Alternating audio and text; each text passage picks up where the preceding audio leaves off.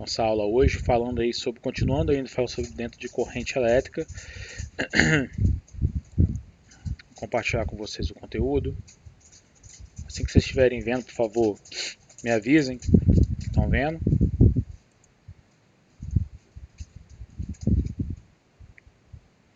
Vendo? Beleza. Sim. Então, pessoal, a gente já está em umas 3 ou 4 aulas conversando sobre corrente elétrica, sobre condutores, sobre isolantes, sobre definição de corrente de convecção, vamos ver depois correntes superficiais, o conceito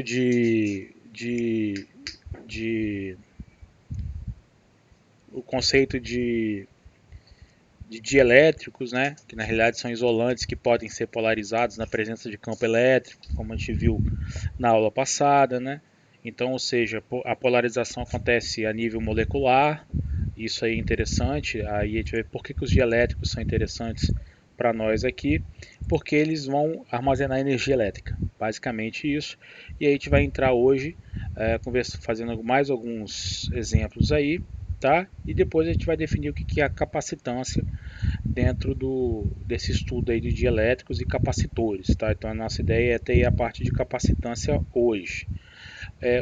Um grande estudioso dessa área foi André-Marie Ampère, né? O Ampère é a medida de corrente que a gente usa normalmente, tá? Ele foi um físico francês do século XVIII, que fez aí os estudos baseados aí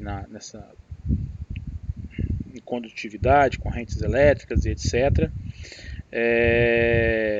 Trabalhou bastante aí na parte de definições de campo magnético, tá? Foi aí a descoberta do Oersted, que é interessantíssima na parte de eletromagnetismo. Geração e interação de geração de corrente elétrica, aí, ó, generalizando a descoberta, reconheceu que em 1820 que sem a intervenção de magneto, dois fios percorrendo pela eletricidade atuam um sobre o outro, e isso é interessante porque a gente vai conversar sobre isso aí depois, sobre indução eletromagnética também, tá? Em 1822 utilizou o emprego de uma pilha, ele criou o conceito de pilha para a transmissão dos despachos, e aí dando início ao princípio da telegrafia elétrica, tá? Sinais, impulsos, sinais elétricos aí. Então esse cara foi um cara que lá no século XVIII desenvolveu aí, no século XVIII, XIX, desenvolveu avanços também bem interessantes dentro da área do eletromagnetismo, né? Inclusive ele tem a unidade de medida de corrente que ele fez muitas pesquisas e descobrimentos na área de movimentação de cargas, né? Correntes elétricas e eletricidades em geral. Vamos fazer alguns exemplos, até mesmo para retomar aí a aula anterior, as aulas anteriores. Primeiro eu tenho aqui um vetor de densidade de corrente elétrica, lembrando que eu posso definir a densidade de corrente elétrica como sendo a corrente elétrica, ou seja, a carga que estão passando por uma determinada área ou por um determinado volume, tá?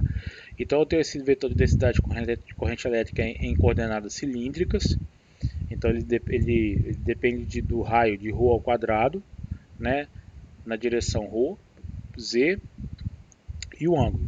Então determina a intensidade da corrente em um determinado ponto, em que ρ igual a 3, φ igual a 30 graus e z igual a 2.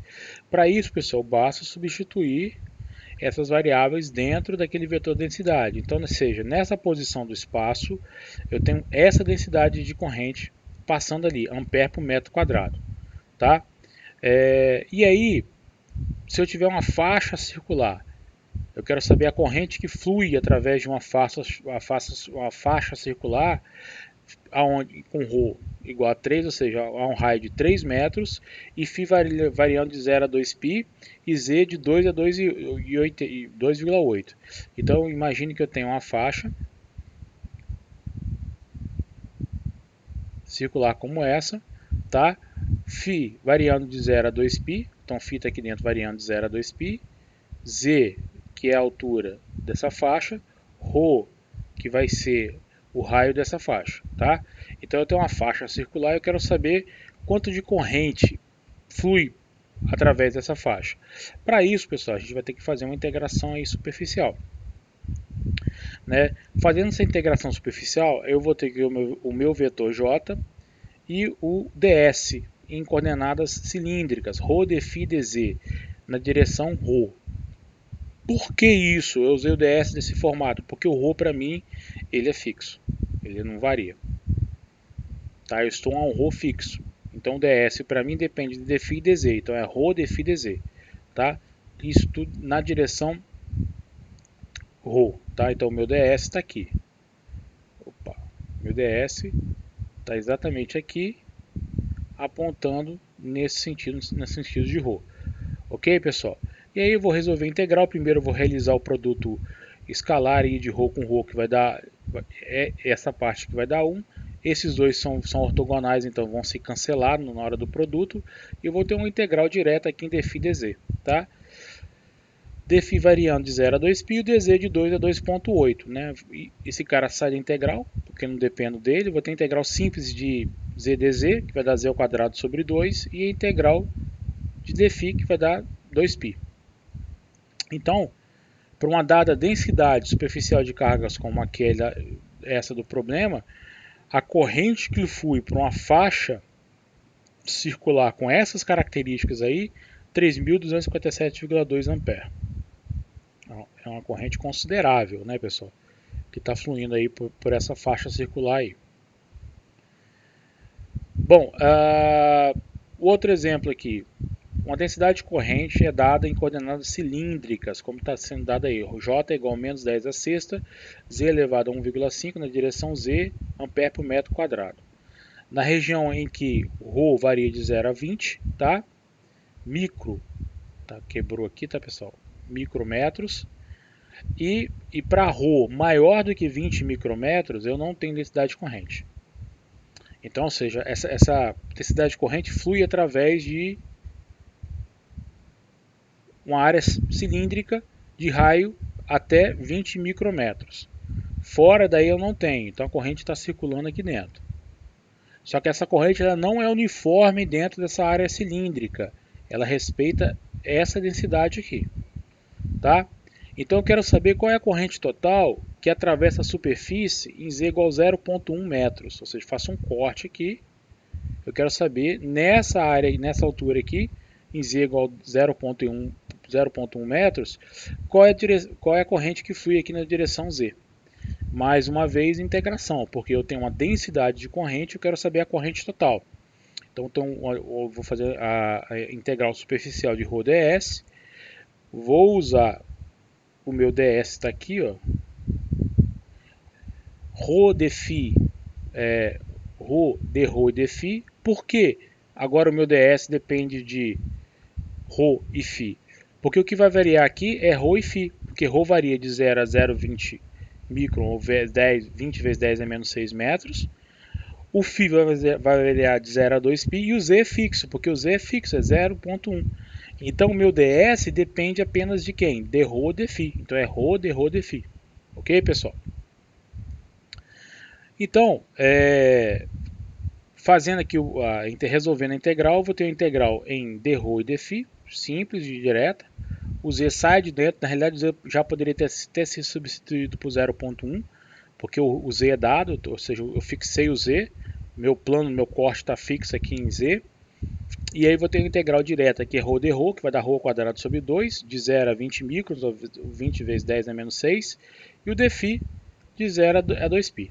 Tá? Resolvendo essa integral, eu vou ter uma corrente de menos 39,7 mA, passando por essa região do espaço, delimitada por esse cilindro, em z igual a 1. Tá? Essa é a corrente total que passa por essa área, mas a distribuição da densidade dessa corrente não é uniforme. Ela respeita essa regra que está aí. Tá?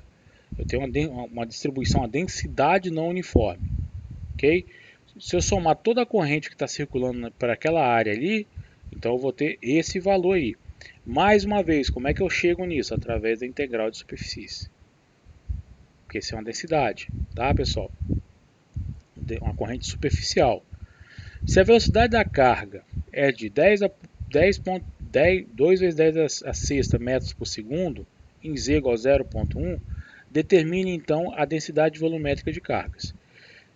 Densidade volumétrica de cargas é dada por isso aqui. Por quê? Porque essa expressão vem exatamente daqui, ó, a densidade corrente é a densidade de carga vezes a velocidade com que essas cargas...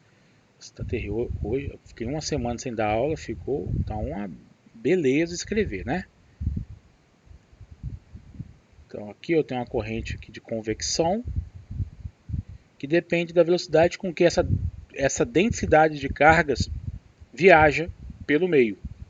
Então, se eu tenho essa densidade de cargas, se eu tenho a velocidade com que a densidade de carga viaja, se eu tenho a densidade de corrente, então eu posso obter a densidade de cargas, usando essa expressão que nós chamamos de densidade de corrente de convecção, porque envolve velocidade. Então eu tenho que a corrente de convecção, a densidade de corrente de convecção vai ser igual a quê? A densidade de cargas vezes a velocidade com que essas cargas viajam pelo meio. Evidentemente é uma velocidade média, né, pessoal?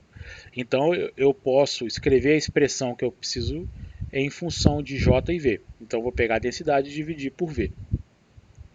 Como ambos estão na mesma direção e sentido, que é a direção Z, e aí eu ao invés de utilizar a notação vetorial, eu já trabalho simplesmente com os valores em escalar. Como Z é igual a 0,1 metros, está aqui a densidade corrente em 0,1 metros, porque só depende de Z a densidade corrente, tá? Dividido por 10 vezes 2 vezes 10 a sexta, e aí eu obtive essa densidade volumétrica de cargas, menos 15,88 kC por metro quadrado. Então, dada essa densidade de corrente, dado essa velocidade com que as cargas viajam pelo meio, em Z igual a 0,1 metros, eu vou ter essa densidade de cargas naquele momento. Por quê? Porque corrente é carga em movimento, né? Ou seja, se eu tenho uma corrente associada, então eu tenho cargas também, e são cargas que estão viajando ali naquele meio, naquele instante especificamente, né? Então eu tenho aí, ó, Z elevado a 1,5, que é um polinômio aí de quase grau 2. Então é quase uma parábola aí com que a densidade vai aumentando, Z vai aumentando e a densidade aumenta aí com a potência de 1,5 em relação a Z. Então quanto maior for Z, maior vai ser a densidade corrente. Ok? Alguma dúvida até agora aí, pessoal? Tranquilo? Lucas. Falhou aí, hein? Falhou o quê? Para mim aqui picotou bastante a ligação.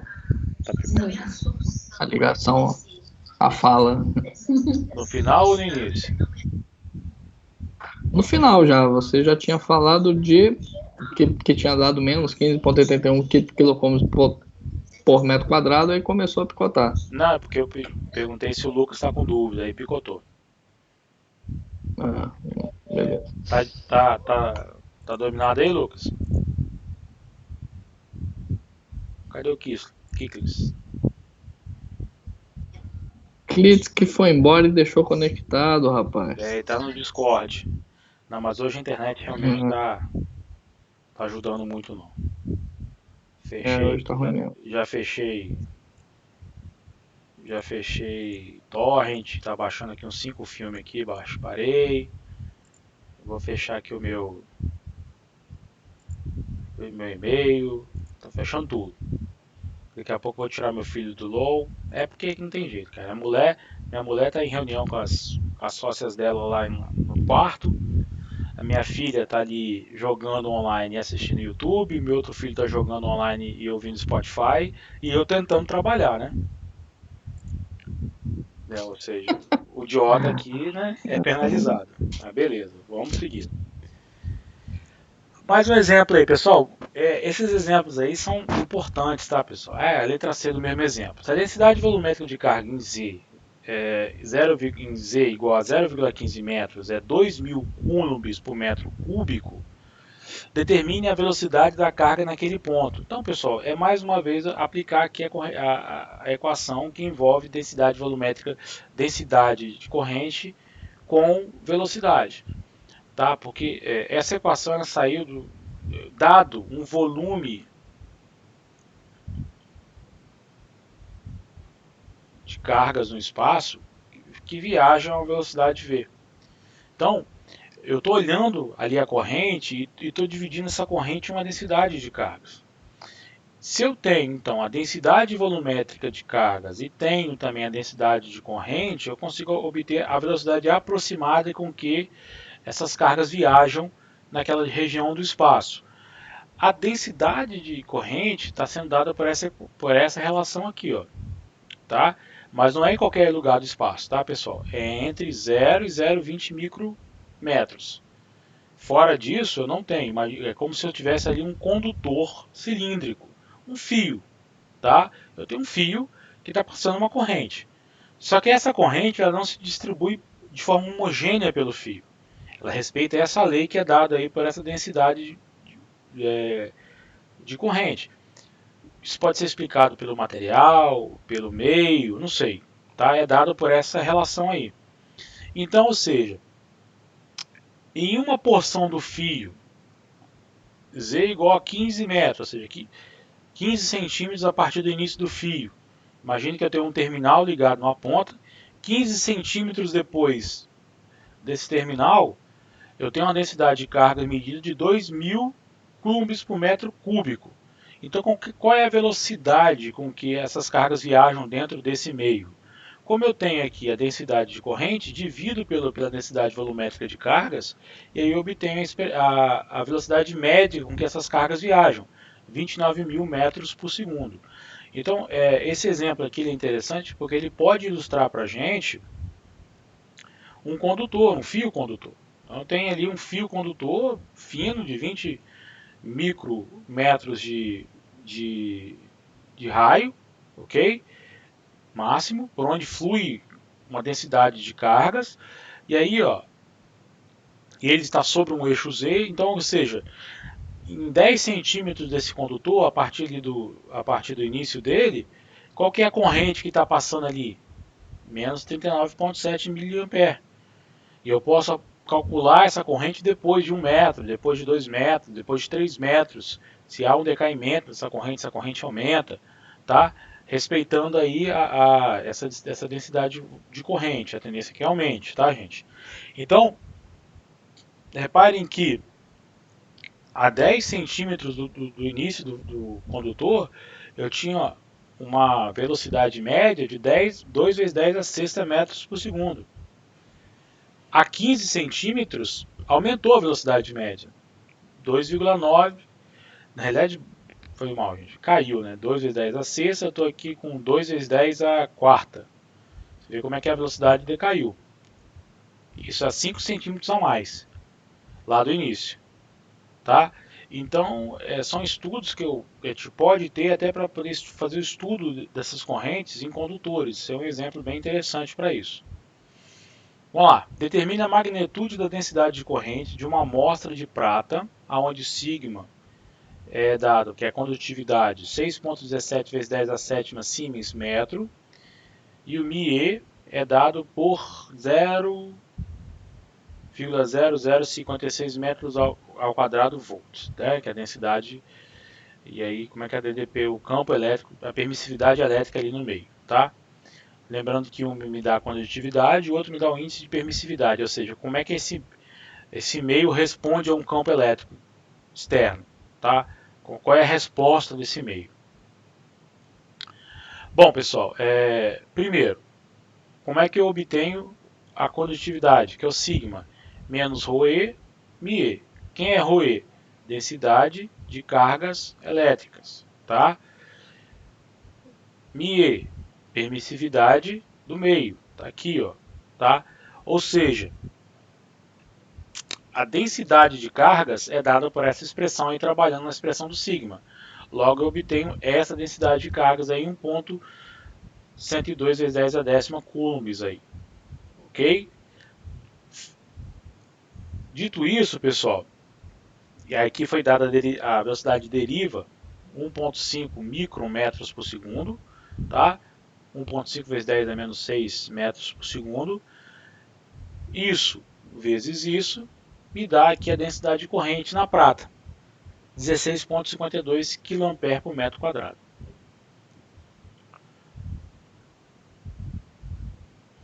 Bom, qual que é a intensidade então do campo elétrico?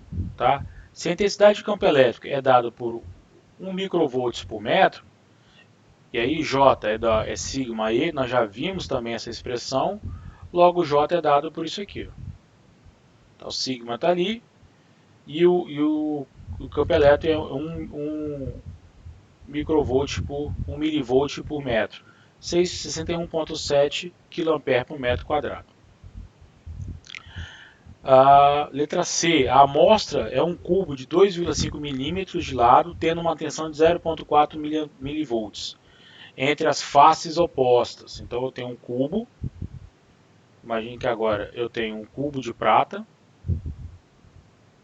tá? E aplico uma DDP aqui, ó, entre as duas faces opostas desse cubo aí. Essa DDP é na ordem de 0,4 milivolts, tá? Então vou aplicar direto. Por que é isso aqui, pessoal? É o campo elétrico. Qual é o campo elétrico dependendo ali? DDP dividido pela distância. E é igual a V sobre L. Então aplico essa definição de intensidade de campo elétrico ali dentro, vezes o sigma, que vai me dar uma densidade de corrente superficial de 9,87 vezes 10 a terceira ampere por metro quadrado. Ok? São exemplos de aplicação direta aí desses conceitos de densidade de corrente e corrente elétrica aí para vocês, tá, gente? Saindo um pouco aí do cálculo infinitesimal. D. A amostra agora é um cubo de 2,5 milímetros de lado, tá, que conduz uma corrente de 0,5 ampere. Nesse caso eu vou utilizar a definição de corrente, que vai ser a densidade de corrente vezes a área por qual essa corrente flui, tá? Ou a definição de densidade, que é corrente dividido por área, ampere por metro quadrado. Então, se eu tenho a corrente e eu tenho a área por onde esse cara flui, que é 10,5 milímetros, né? Lembrando que eu vou ter uma geometria cúbica aqui e a corrente está fluindo através desse meio cúbico, formato cúbico aí de prata. Então eu vou ter aqui uma densidade de 80 kA por metro quadrado. A densidade dessa corrente que está fluindo aí através desse material aí pela geometria, tá? Você repara bem que a densidade superficial depende da geometria do meio por onde ela flui, tá? Isso vai estar ligado diretamente à geometria do meio. Bom, outro exemplo aí, pessoal, uma lâmina de um material dielétrico, né? Lembrando o que é um dielétrico, nós vimos isso na última aula que nós tivemos. Dielétricos são materiais condutores que podem sofrer polarização. Tá? E essa polarização vem exatamente lá ali da distribuição de cargas nas moléculas, né? As moléculas passam a atuar como se fossem dipolos e elas polarizam na presença de um campo elétrico externo. No momento que ela polariza e esses dipolos sofrem pequeníssimas inclinações, eu armazeno energia elétrica ali dentro, que é uma energia potencial elétrica que está armazenada ali dentro. No momento que o campo some, ou seja, o campo para de atuar, esses dipolos voltam para as posições originais dele, liberando essa energia. Então eu tenho uma lâmina de um material dielétrico, tá, que tem uma constante dielétrica relativa, o μr, o ER, εr, R de 1,8, então εr é igual a 1,8, e contém uma densidade de fluxo elétrico uniforme de 8 nanocoulombs por metro quadrado. Se o material não tem perdas, determine primeiro o campo elétrico. Para determinar o campo elétrico, pessoal, e aí a gente vai usar a expressão de densidade de campo elétrico aqui, ó, tá aqui, ó, que é dado, densidade de fluxo de campo elétrico é dada pela constante dielétrica vezes o E. Só que essa constante aqui, ó, vai ser ε0 vezes εr. Tá? Lembrando que essa aqui é a permissividade elétrica do vácuo, do vácuo, vezes a permissividade relativa do material. Tá aqui. Resolvendo aí, vocês vão encontrar aqui o módulo do campo elétrico dentro do material, 223,88 volts metro. E a polarização do material. vimos que a expressão que envolve o fluxo de densidade de fluxo de campo elétrico e polarização é dada por essa expressão, tá? Porque se eu estou trabalhando, se eu estou no vácuo, isso aqui é válido. Agora, se eu vou para um material dielétrico, eu tenho que levar em conta a polarização. Por quê? Quando esse material polariza, ele gera campo também internos. E aí a densidade de fluxo elétrico muda. Eu tenho o campo externo que está sendo aplicado no material, mais o campo gerado pelos dipolos que eu estou induzindo dentro do material. Ok? Então a polarização do material é dada por essa expressão, mas eu sei também que a expressão da polarização também é dada por essa expressão, tá? Aonde a densidade relativa é dada por essa expressão e aí essa constante é dada exatamente por essa expressão aqui. Substituindo aqui dentro, eu tenho que a polarização é dada por isso. Logo, assumindo que eles estão na mesma direção, apenas pegando as intensidades, eu posso calcular a polarização desse material, 5,89 nanocoulombs por metro quadrado. Tá? Que é a polarização desse dielétrico em especial aí para a gente. Então são aplicações das equações e das fórmulas que nós já trabalhamos, que é a suscetibilidade elétrica ali, que é essa constante aí, Xie, tá? Isso é importante porque ele responde a como é que esse material se polariza em resposta a um campo elétrico externo, que é a suscetibilidade elétrica. Tem muitas constantes aí de material, mas a gente tem que entender permissividade, suscetibilidade, condutividade, depois a gente vai ver resistividade, são características e constantes intrínsecas dos materiais que interagem com campos eletromagnéticos em geral. Bom, o número médio de polos por metro cúbico, tá?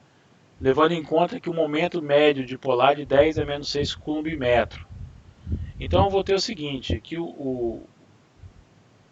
a polarização do material então ele é dada aproximadamente pela soma dos diferentes dipolos dividido pelo volume, tá?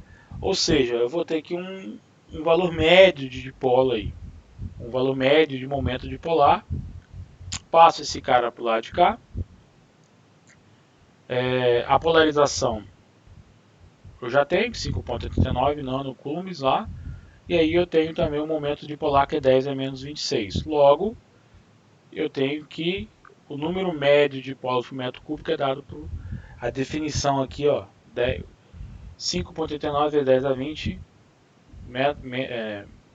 1 sobre 5,89 vezes 10 a 20 metros cúbicos. Bom, pessoal, segui alguns exemplos aqui de aplicação diretas aí, todos aqueles conceitos que nós vimos nas aulas passadas, tá? Espero que vocês revisitem esses conceitos para vocês poderem ver alguns exemplos. Isso aí vai estar sendo coberto também na nossa C2 aí, mais no início de junho, tá? Daqui a umas 2 semanas. E aí agora a gente vai começar a estudar um pouco o estudo sobre os capacitores, tá? A gente não vai concluir isso hoje, porque o assunto é um assunto mais denso, né, mais longo. A gente vai voltar nesse assunto aí na próxima quinta-feira também. Bom, como é que eu posso armazenar energia potencial? Eu posso comprimir um gás, eu posso distender uma mola, ou comprimir uma mola, eu posso elevar um corpo a uma certa altura H. Isso são exemplos de energias potenciais, ou seja, energias que podem realizar trabalho. E eu também posso gerar energia potencial elétrica, tá? Energia potencial elétrica que está dentro de um campo elétrico.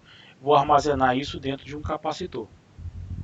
Então, o capacitor ele é um dispositivo elétrico que tem essa finalidade, armazenar energia elétrica devido a um campo elétrico.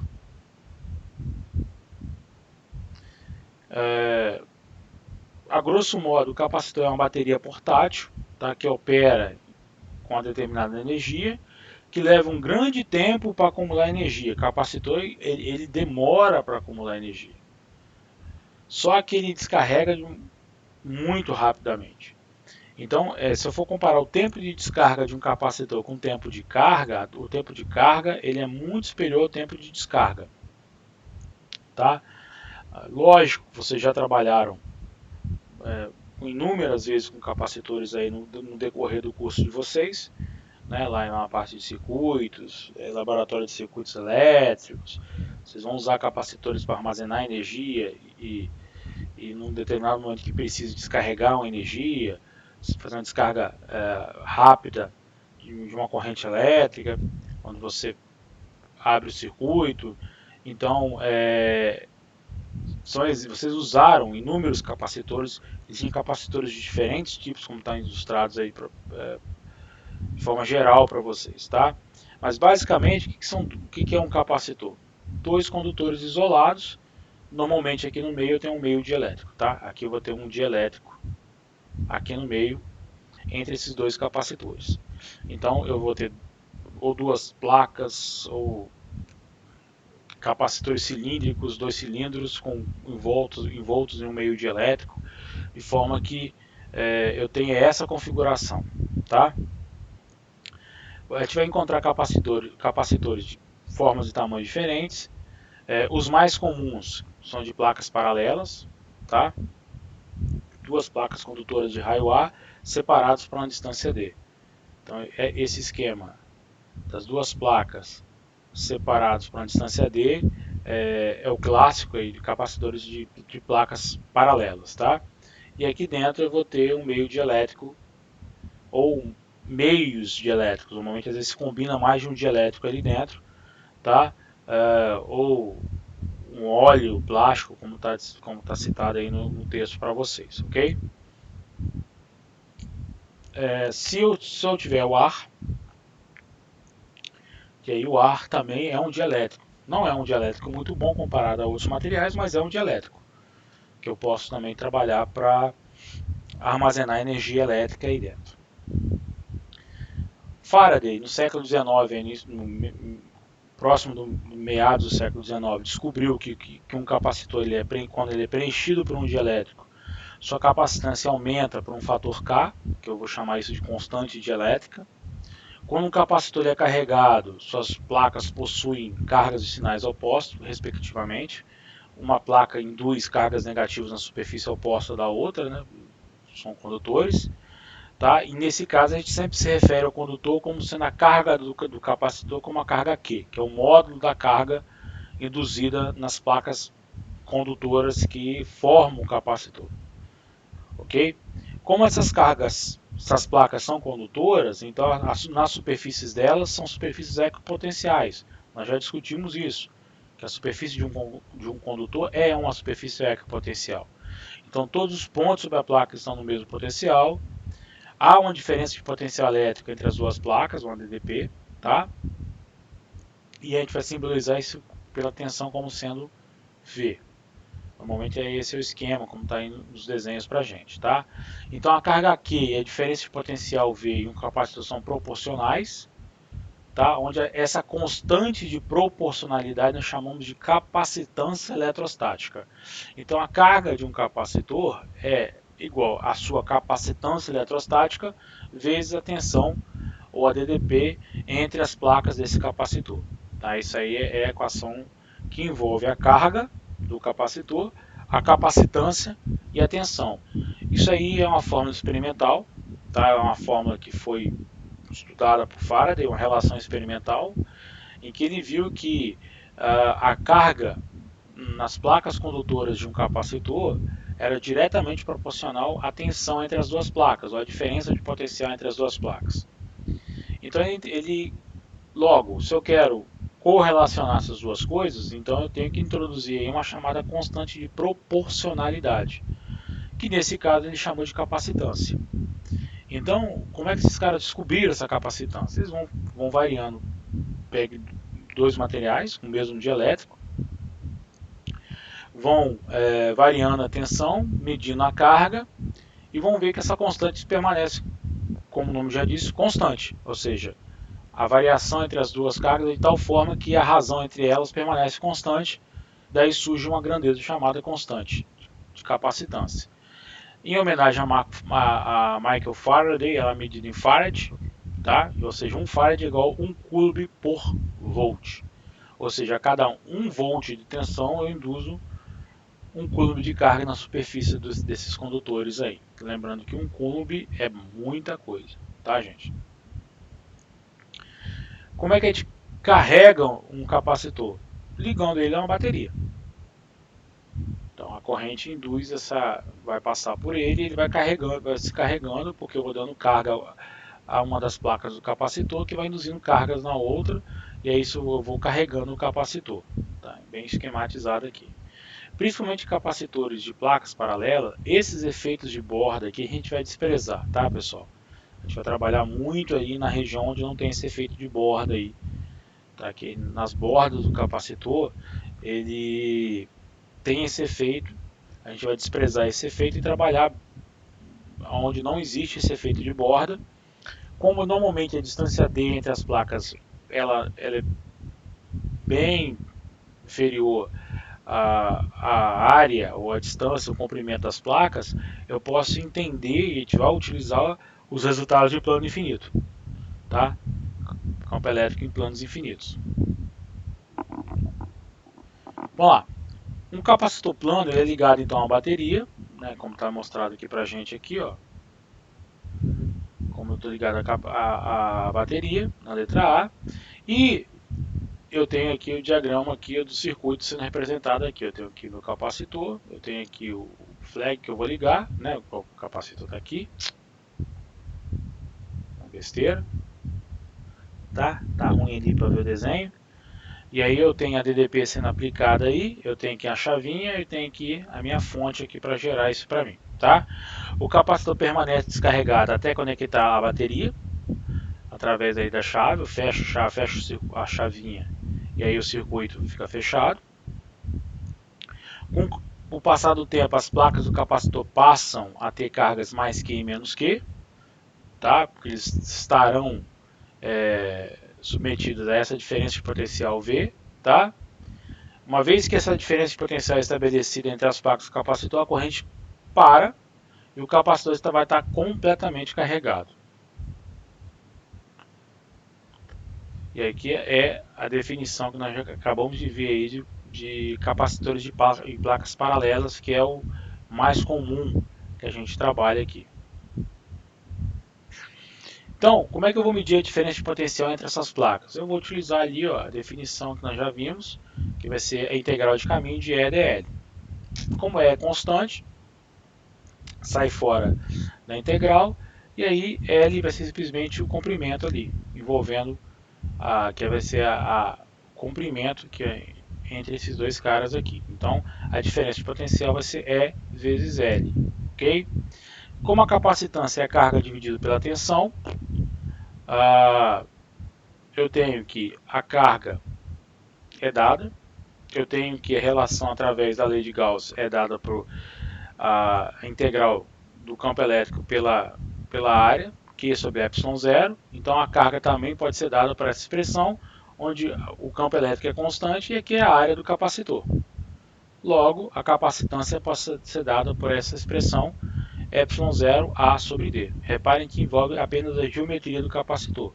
Então a capacitância depende da área das placas do capacitor e da distância entre elas.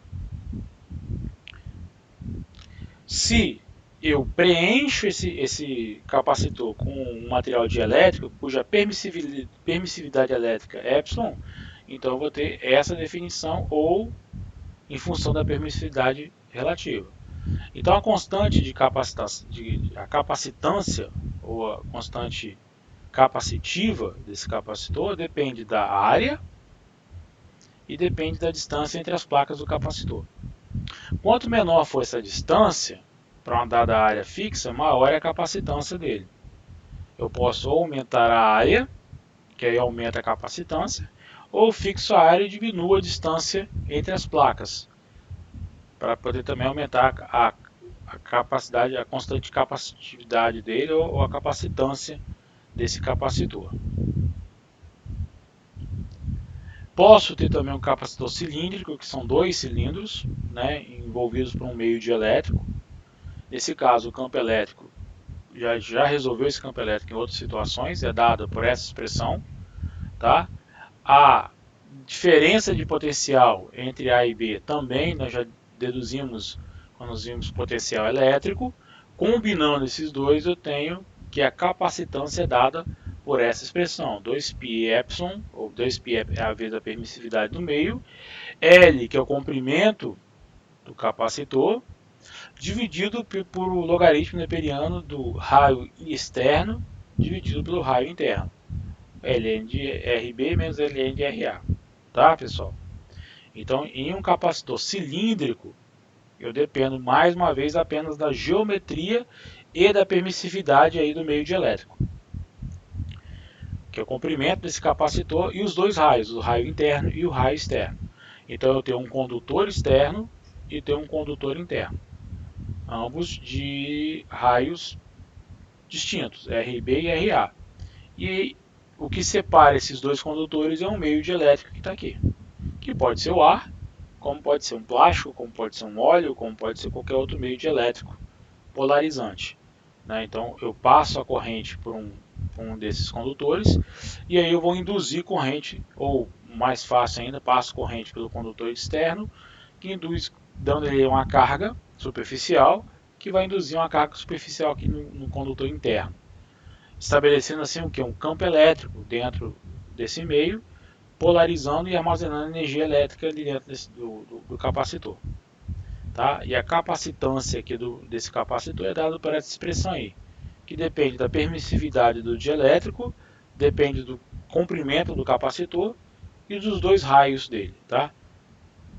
Aqui eu tenho a mesma coisa, ó. Dependo do meio dielétrico e depende da geometria do capacitor, tá? A área das placas e a distância entre as placas.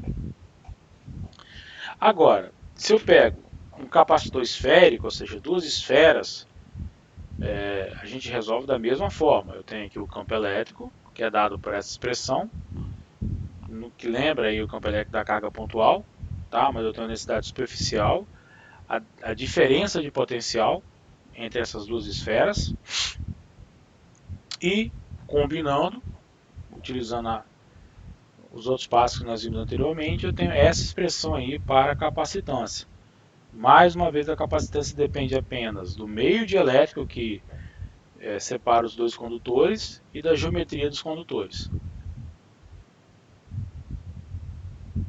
Então, a capacitância é uma propriedade que está ligada diretamente às propriedades físicas dos componentes aí do capacitor. Evidentemente, de qual dielétrico eu estou trabalhando e das dimensões, da geometria do capacitor, dos condutores do capacitor, ou a distância entre as placas, a área entre as placas, o raio desses capacitores, para eu poder ter a capacitância aí sendo calculada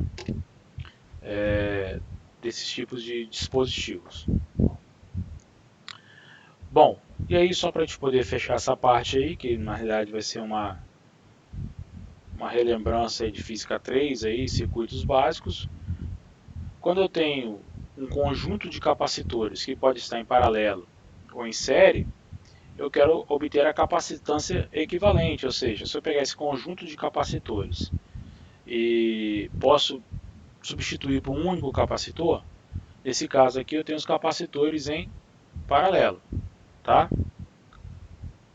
Vocês já sabem, evidentemente, que em caso de capacitores paralelos, o que eu vou fazer é simplesmente fazer a soma das capacitâncias individuais para eu poder obter a capacitância equivalente. Tá? Então eu tenho aqui a carga induzida no primeiro capacitor, no segundo capacitor, no terceiro capacitor. A carga total então vai ser a soma dessas cargas. Logo, como eles estão sob a mesma tensão, fica fácil obter a capacitância equivalente, que seria a soma de cada uma. Agora, se eu tiver um arranjo em série, como esse aí, o que permanece constante não é mais a tensão, é a carga. Então, nesse caso, a capacitância equivalente vai ser o inverso, a soma do inverso das capacitâncias. 1 sobre a capacitância equivalente vai ser a soma dos inversos das capacitâncias. Porque num eu mantenho constante a tensão, variando carga e capacitância. No outro, eu mantenho constante a carga e vou variar a tensão e capacitância. Por isso que existe essa particularidade. Capacitor em paralelo, soma as capacitâncias.